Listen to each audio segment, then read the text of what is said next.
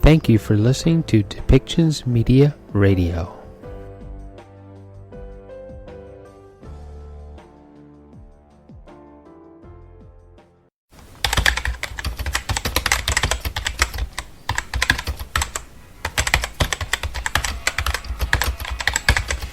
Welcome to Policy and Rights, the show about human rights and government policy.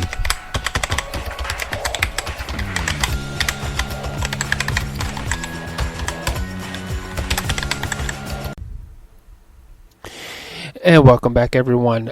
Justin Trudeau announced today that there will be funding for schools so that they can open safely, have the right protections in place for both teachers and for students. He says that he is answering a call to anxiety that has been raised by parents about opening the schools. Here in British Columbia, there has been a lot of anxiety, not only among the parents, but also among teachers. It's like, are the classroom sizes going to be right? Are they going to be able to social distance children and be able to keep everybody safe while they're in the learning situation? So let's hear what Justin Trudeau actually has to say and hear what the whole announcement is and go from there.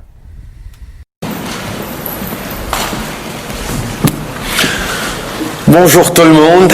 It's great to be here today at York Woods Public School with Minister Hussein and members of Parliament Kirsty Duncan and Judy Scrow.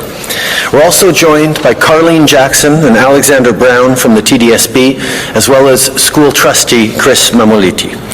And to Principal Verma and Vice Principal McDonald, thank you for welcoming us here this morning. I know the end of August is always busy as you get ready to welcome kids back, and while every year is different, this September will be unlike any you've had to deal with before. Parents and staff are anxious about what the school year may hold. As a dad and as a former teacher, I get that. We all want what's best for our kids, including a good education. School matters. I got to see that firsthand when I was in front of a classroom.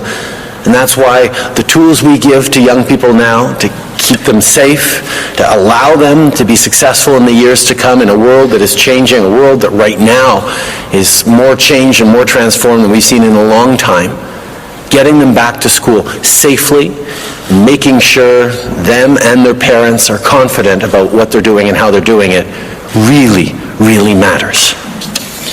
Just a few minutes ago, I had the chance to sit down with Joanne Luong and Fong Bui. They have 4 kids, and they were telling me that they're worried about sending them back to school. Like every parent, Joanne and Fong want to make sure their children are safe. But as owners of their own business, it's also hard to juggle work with the kids at home. This is something that a lot of parents, especially mothers, are facing right now. Our children must be safe in the classroom. That's non-negotiable. No parent should be losing sleep because they have to go back to work but aren't confident schools are properly prepared. Ce sont mes collègues, les premiers ministres des provinces, qui ont la responsabilité d'assurer la sécurité de nos enfants en classe et celle des enseignants au travail. Mais notre gouvernement va être là pour les aider.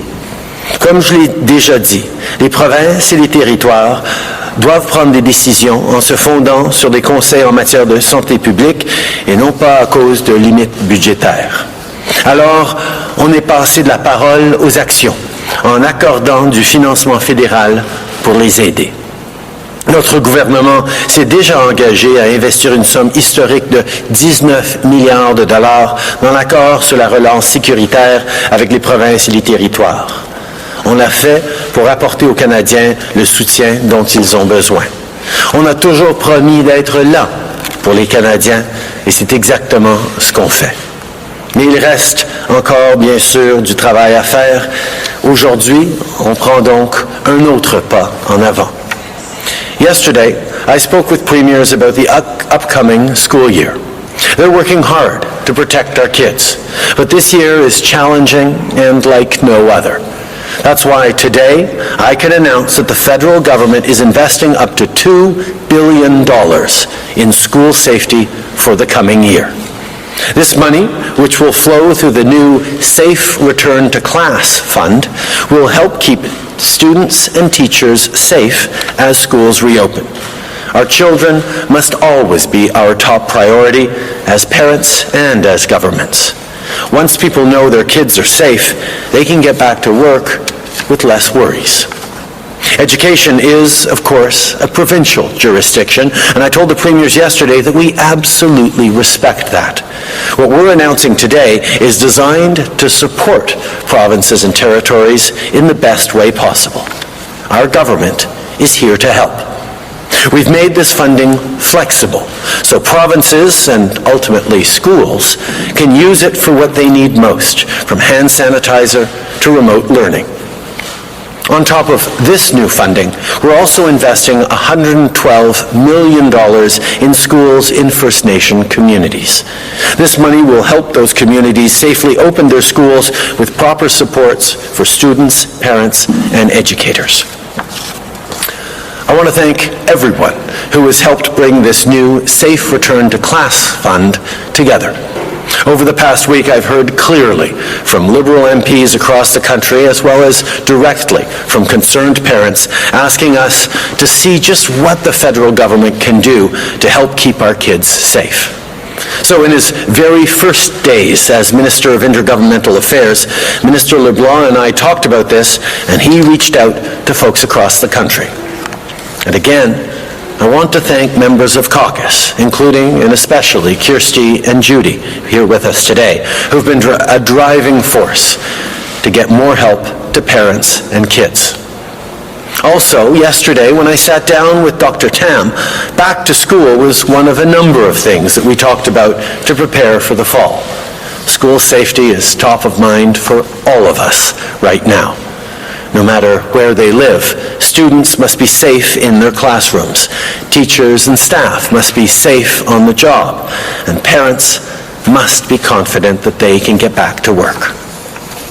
Aujourd'hui, je peux annoncer que notre gouvernement investit jusqu'à 2 milliards de dollars dans le nouveau fonds pour une rentrée scolaire sécuritaire. On le fait pour garder nos jeunes et leurs enseignants en toute sécurité pour la prochaine année. Ce soutien est flexible, alors les provinces et ultimement les écoles pourront s'en servir pour répondre à leurs besoins, que ce soit pour du désinfectant pour les mains ou encore pour l'apprentissage à distance. Au cours des prochaines semaines, on va travailler main dans la main avec les provinces et territoires pour que les fonds se rendent le plus vite possible. On investit aussi 112 millions de dollars dans les écoles des Premières Nations. Cet argent va les aider à rouvrir leurs écoles de manière sécuritaire et à offrir le soutien nécessaire aux élèves, aux parents et aux enseignants. Je tiens à remercier tous ceux qui ont aidé à mettre sur pied le fonds pour une rentrée scolaire sécuritaire. Au cours de la dernière semaine, j'ai entendu clairement des députés libéraux de partout au pays, mais aussi directement des parents inquiets qui nous demandent qu'est-ce que le gouvernement fédéral peut faire pour aider à garder nos enfants en sécurité. Lors de ses toutes premières journées en tant que ministre des Affaires intergouvernementales, Dominique et moi en avons parlé. Et lui, il a fait des suivis avec les membres du caucus pour développer ce plan. Quand j'ai rencontré la Dr Tam hier, notre conversation a porté en grande partie sur la rentrée scolaire, étant donné qu'on se prépare à l'automne qui s'en vient. Ensemble, on a trouvé des solutions créatives pour que le gouvernement du Canada puisse aider nos familles et s'assurer que nos enfants soient en sécurité. At our First Ministers meeting yesterday afternoon, the Premiers and I discussed the measures we're taking to keep Canadians safe in the weeks and months to come. That includes today's federal support for schools and progress on everything from personal protective equipment to help for the most vulnerable. Fighting COVID-19 is a Team Canada effort, and we're all committed to continuing this work together into the fall. Je remercie les premiers ministres de leur collaboration dans plusieurs projets importants au cours des derniers mois. Comme vous le savez, la lutte contre la COVID-19 a toujours été un effort qui demande du travail concerté d'un bout à l'autre du pays. Dans les jours et les semaines à venir, je sais qu'on sera prêt à continuer d'avancer ensemble. Merci tout le monde d'être ici. Je suis content de prendre vos questions maintenant. Thank you, Prime Minister. We'll start the question period over to the phone today with 3 questions, 1 follow-up. Opératrice, c'est à vous. Merci. Please press star 1 at this time if you have a question. S'il vous plaît, appuyez sur étoile 1 maintenant pour poser une question. Notre première question est de Hélène Buzetti du Devoir. À vous la parole. Oui, bonjour, Monsieur Trudeau. Dans la mesure où l'éducation est de compétence provinciale et dans la mesure où vous n'avez pas ces 2 milliards de dollars-là, vous devrez les emprunter. Pourquoi ne laissez-vous pas les provinces s'endetter elles-mêmes si elles estiment avoir besoin de plus d'argent pour la rentrée? D'abord, on a entendu clairement à travers le pays que les parents sont inquiets de la rentrée scolaire. Je sais que les provinces travaillent toutes sur des plans pour une rentrée sécuritaire, mais les parents sont encore inquiets. Alors, on cherchait comment on pouvait aider en plus le gouvernement fédéral. Évidemment, en reconnaissant que c'est une compétence provinciale, mais le besoin est réel et criant.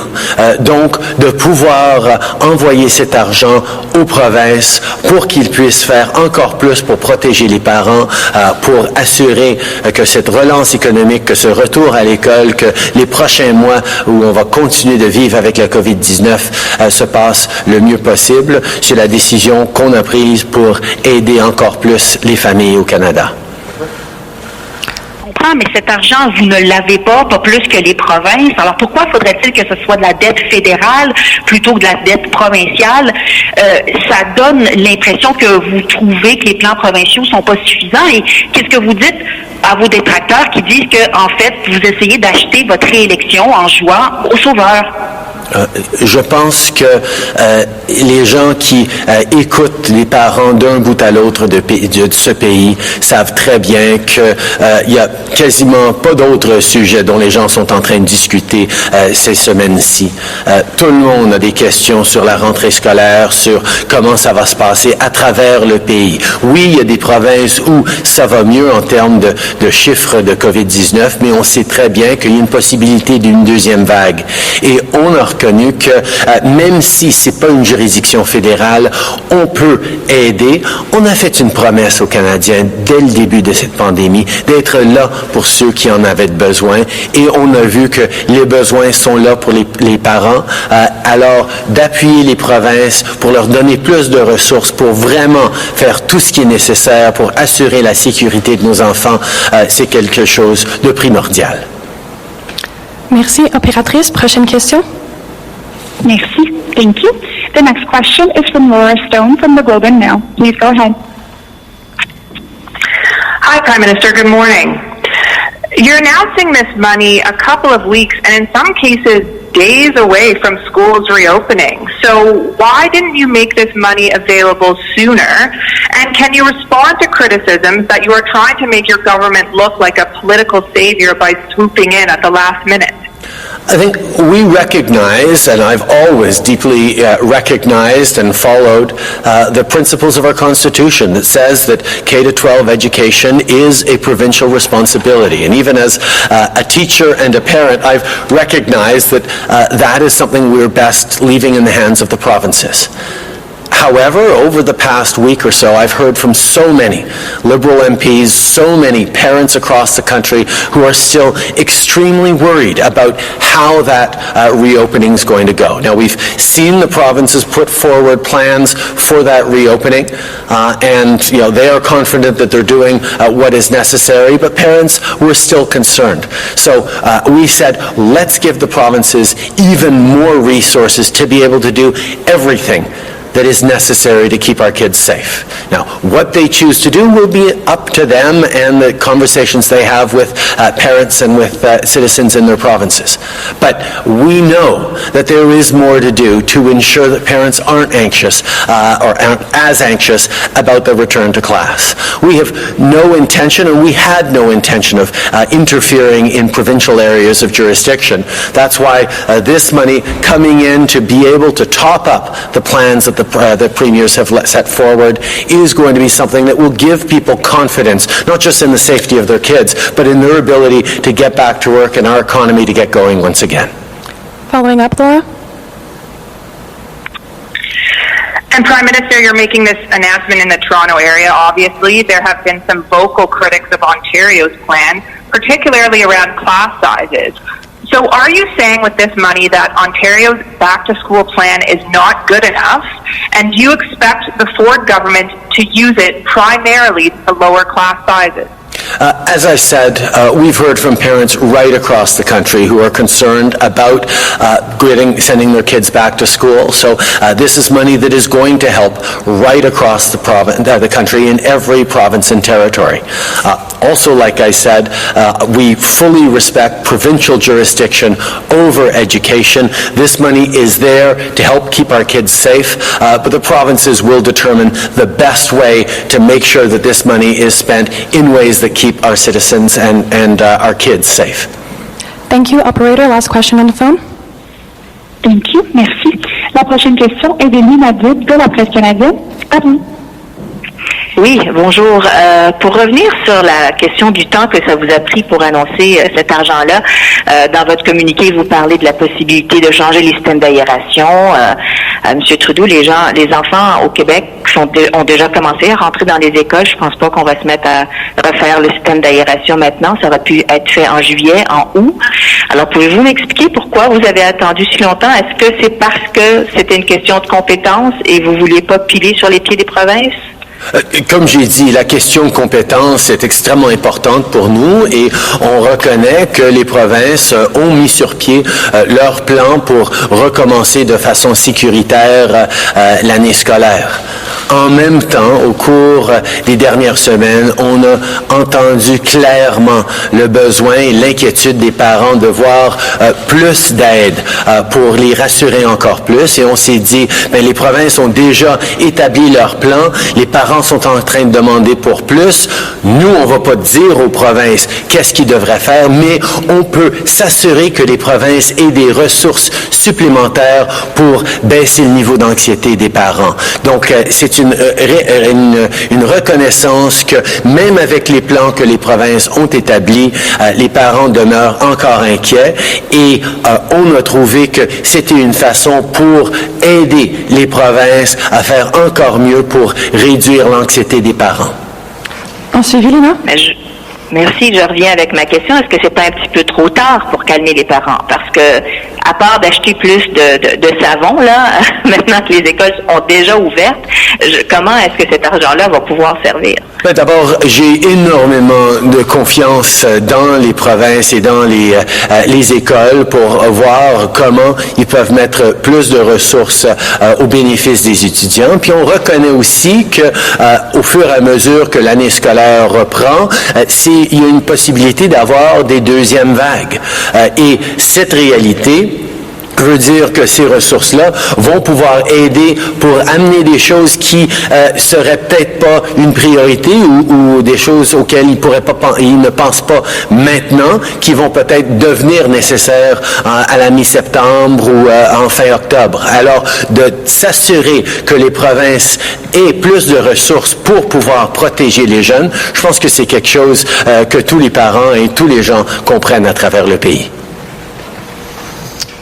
Prime Minister Brian Lilley, Toronto Sun. We're going to be in this anxious position until there's a vaccine or treatment for COVID-19. Yesterday, Dr. Tam was speaking extensively about vaccines, but there was a piece in Maclean's written by Dr. Amir Adaran of the University of Ottawa School of Epidemiology and Public Health saying that your government has let Canadians down because we're the only Western country not to have purchased in advance one of the vaccines that's heading into phase 3 trials. Can you tell us the status and of any purchase of vaccines and why your government went that route as opposed to trying to buy the Oxford vaccine or anything else? We've actually signed a number of deals with potential vaccine producers around the world. The issue is nobody yet has a vaccine, and nobody knows who's going to develop the vaccine. So like many, many countries around the world, we're working with a range of partners to ensure that when someone does find a vaccine, Canadians will have access to it. There is a lot of research going on here in Canada and elsewhere around the world that we are focused on making sure that we are working with so that Canadians can be protected, and also to recognize that there is going to be a need for vaccines all around the world, including in the developing world where COVID is hitting extremely hard, that is not top of mind for all countries, but Canada is part of global efforts to ensure that there are vaccines produced in a large enough number, not just for Canadians, but for people around the world. Hello, Prime Minister. I'm with the York West Advocate, which is our local paper right here in this community. So I would like to congratulate you on giving significant funds to provinces to assist them in improving their schools and their bus fleets so they can have smaller classrooms and less students on buses. But education is not a provincial responsibility, but big telecom is. And lower rates and high speed on the internet is important for students at home and in school, because after COVID, a lot of kids are using, and parents and adults are using the internet also for education.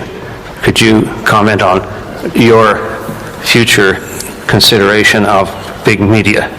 It is not just a question of investing in digital access and broadband access for Canadians in the future. It's about investing in it right now. We've made significant investments over the past years, particularly in underserved areas that are often rural or remote, but we recognize that data charges and the cost of cell phones has been a real challenge for Canadians over the past many years. That's why we made commitments around reducing their cell phone bills by 25%, why we've moved forward on greater investments and partnerships with companies that are ensuring that people have better access to this digital future we're all part of. We know that online activity, online business, online learning is going to be increasingly important in the coming years, and Canadians need to have that full access right across the board, and that's what we're working on.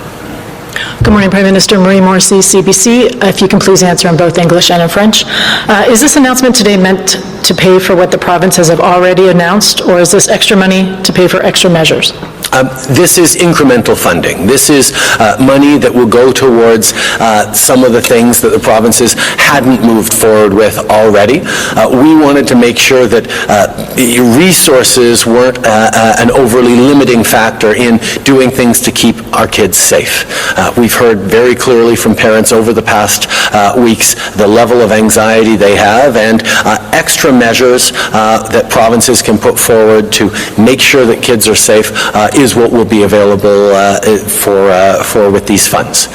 Nous reconnaissons à quel point les parents sont inquiets, même avec les plans que les provinces ont déjà mis de l'avant. Alors, cet argent va permettre des actions et des mesures supplémentaires pour vraiment rassurer les parents et assurer que nos enfants soient en sécurité pendant l'année scolaire. Hello, Prime Minister. My name is Salman Faruqi. I'm from the Canadian Press. An independent panel set up to oversee the use of solitary confinement in federal prisons says it has been blocked doing its work by Correctional Services Canada. How do you respond to concerns this raises about the treatment of prisoners, and will you add some other kind of oversight, such as judicial oversight? Obviously, it was really important for us to follow through on our commitment to end administrative and disciplinary segregation, which we've moved forward on. But the concerns brought forward by the panel, of course, are things that we're taking seriously. I know Minister Blair and Corrections Canada are engaging on this issue, and we'll have more to say in the coming days. Good morning, Prime Minister. Lena Latifat from CP24. Want to ask you, were premiers across this country consulted, and how will this money be rolled out, and how will it be divided? Yesterday, I had the opportunity to have my 17th First Minister's meeting since the beginning of the COVID crisis back in March. This was an opportunity to highlight our desire to help out the premiers in an area that is very much their jurisdiction of keeping kids safe in schools. So we put forward $2 billion in a way that is entirely flexible so that they can do the things that are necessary to keep kids safe in their jurisdictions across the country. What we've asked for is that come December, they tell us what they did with the money, how they kept kids safe, so that we can release the second half of this money. This is something that will allow the money to flow quickly and to do those extra things that will reassure parents that their kids are safe in terms of that. The decision we made on how to divide the money across the country was very straightforward. We looked at Statistics Canada's numbers for Canadians between the ages of 4 and 18, and that is how we divided the money in a fair way with a $2 million base rate, if you want to get into the technical details of it. But the premiers were very pleased with this funding going forward and have are certainly intending to make sure that kids are kept safe with it. Hi, Prime Minister. Ashley Legasic from News Talk 1010. Do you truly think it's realistic that with less than 2 weeks to go until kids are back in class, that this money is coming at a good enough time and that it can be divided provincially and then regionally in a matter of less than 2 weeks? The reality is the provinces all put forward plans for the safe restart with their best experts, with their resources to make sure that they were confident that schools were going to restart carefully. They've been working on that properly. They've been working on those plans, obviously, for the past months. What we realized when we saw the level of anxiety and preoccupation that parents across the country had, still, even with those plans in place, we realized that we could give the provinces even more resources. Some of it could go forward right away. Some of it might be able to help out if there's a second wave later in the fall. These are the kinds of things that we know Canadians need to see their provinces acting on, and giving this money to them in order to keep our kids safe is a way for the federal government to be there to help in an area that is provincial jurisdiction. We respect the Constitution, but we needed to find a way to be there for Canadians, and that's exactly what we've done. Since the beginning of this pandemic, we made a commitment to have Canadians back through this pandemic, and that's exactly what we're continuing to do today. Thank you, Prime Minister. This concludes today's press conference. C'est ce qui met fin à la conférence de presse d'aujourd'hui. Merci tout le monde. Thank you all so much, guys. Thanks for everything. Good luck. Okay, you just heard some questions around, is this going to be enough money? Is it going to be in time? How are the provinces actually going to distribute this money so that it gets from the provincial level all the way down to the individual schools in the next 2 weeks in time for schools to open? So we're going to look for updates and follow-ups on that, especially at the provincial and school levels, and see what actually happens, because there's nothing more precious than our children, and we do need to keep them safe. So thank you for listening to Depictions Media, and this has been Policy and Rights. And please do click the subscribe button for more updates and continued information.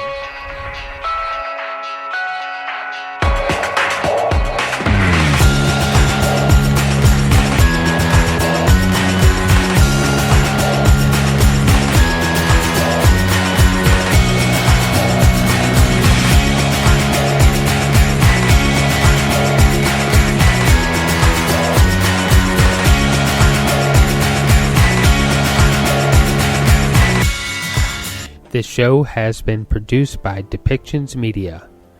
Please contact us at depictions.media for more information.